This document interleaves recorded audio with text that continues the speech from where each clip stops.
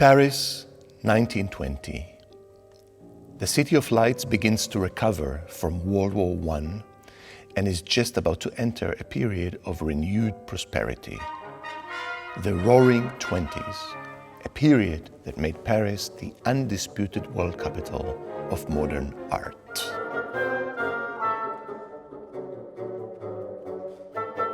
Just before the end of the war, France lost one of its greatest artists of all time, Claude Debussy. Debussy died of cancer prematurely, but in the heat of the war, his demise passed without proper attention. Now that the city was returning to life, it was the right time to salute Debussy.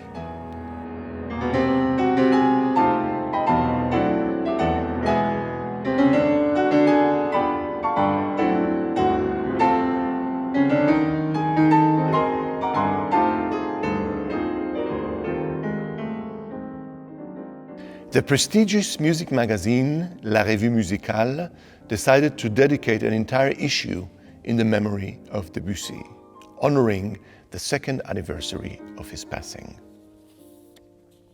In December 1920, the special issue was published. In addition to a number of essays and personal testimonials, it also presented 10 original musical compositions written in the memory of Debussy, especially commissioned from some of the most important composers of the time. It was an extraordinary group of A-list composers indeed, topped by Ravel, Stravinsky, Bartók, Satie, Dukas, Falla. The remaining composers, whose names have been somewhat forgotten today, were also considered among the finest musicians of the time. Frenchmen Florent Schmitt and Albert Roussel, Italian Gianfrancesco Malipiero, and Englishman Eugene Goossens. It is hard to imagine a scenario in which such a diverse group of leading composers would agree to collaborate on a joint artistic project. It was the honor they all felt for Debussy, the visionary pioneer of modernism, that connected them all. The result was one of the most fascinating musical tributes of the early 20th century, a project entitled Le Tombeau de Claude Debussy.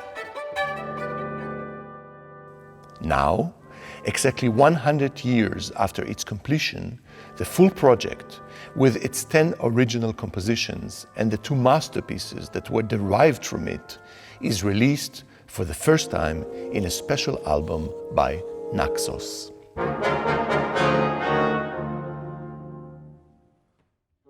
Although all composers wrote in their own personal style, many of them referred to Debussy in their compositions and evoked his unique aesthetic world.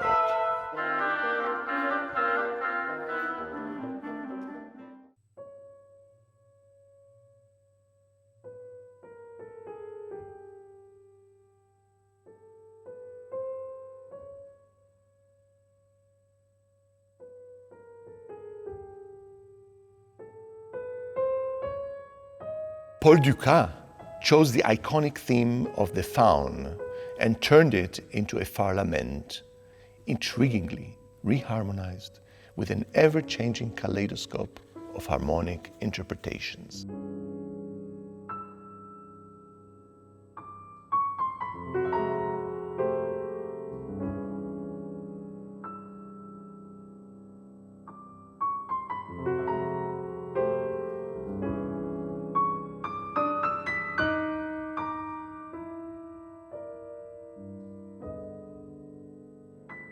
Manuel de Falla once testified that Debussy was the one who showed the way to all Spanish composers how to employ the Iberian rough folklore in concert hall idioms.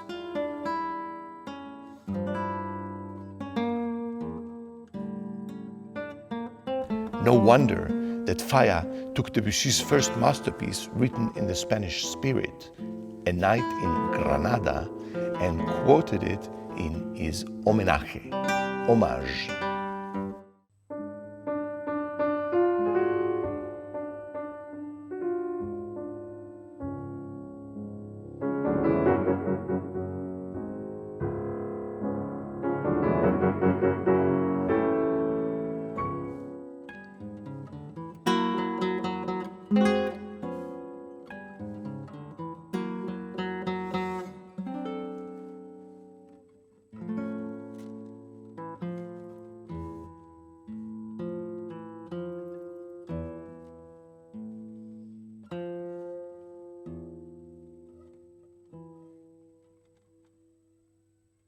An accomplished musicologist, Gianfrancesco Malipiero, chose to emphasize Debussy's attraction to Gothic and archaic traditions. His piece starts with a Gregorian chant-like melisma and ends with a salute to Debussy's famous piano prelude, the Ingulph Cathedral.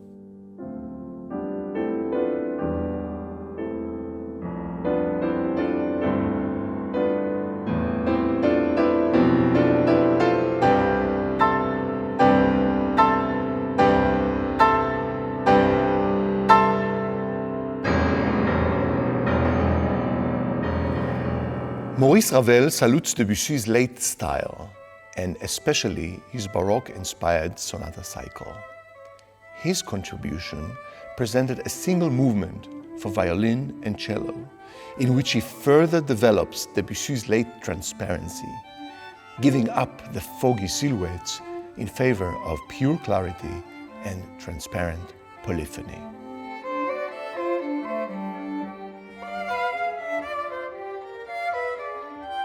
Ravel later developed this single movement into a full-size four-movement sonata and dedicated it in the memory of Debussy.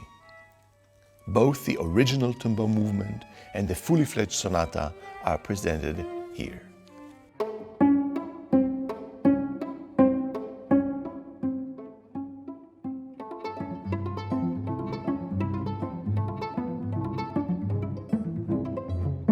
Igor Stravinsky followed Ravel and made his short fragment into a cornerstone of his 1922 masterpiece, the Symphonies of Wind Instruments, scored for 23 solo winds.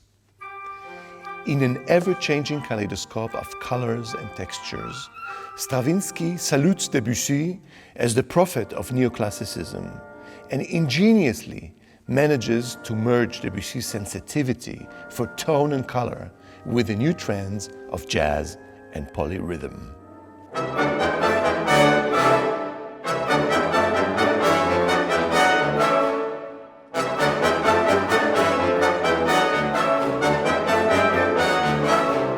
Also here, both the original fragment and the full-size symphonies are presented.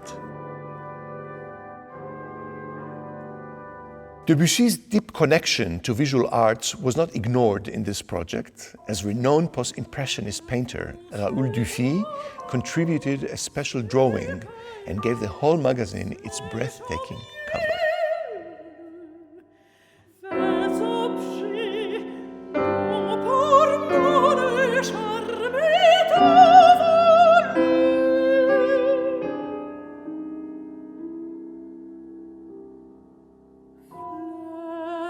Recorded and produced at Tel Aviv University, the album presents Israel's best artistic forces of the Buchman Mehta School of Music, Israel's leading institution for higher education in music.